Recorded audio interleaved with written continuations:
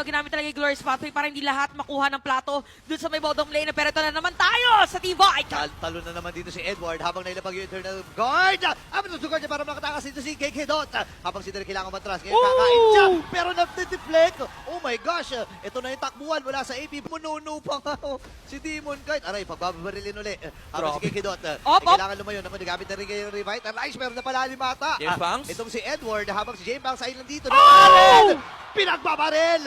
Andun yung Kike duo pero Hindi magkocontest ang side ng AP Bren as Aurora will secure that one. okay, dito Owners welcome nagamit after the Guardian as well. Kaya si Keke doon nakakuha ng kill habang si Demon kahit dapat din nakakakonsider. Kailangan matras dito ng AP Bren pero sabi wala ka atras. James Makasay narito. Dominic kahit nakakuha rin ng kill. Hop! Habang James James Fox! hinahabol. Bagsak si Dominic kahit. Si Demon kahit Sa kanya na rin binigay yung purple buff. No. Siya na yung naka-purple buff. So, ibig sabihin ba niya na gusto na talaga tapusin dito na Aurora yung laban? Uy! Natag-Glorious Pathway! Oy, kumain na nga dito. Oh! Sakto! Ay! Yapan of the Guardian! Andun din yung return ng Gamma kay Chomskirt. Oh! Pero si Shizu pa ang nauna at pangalawa na si James Pang.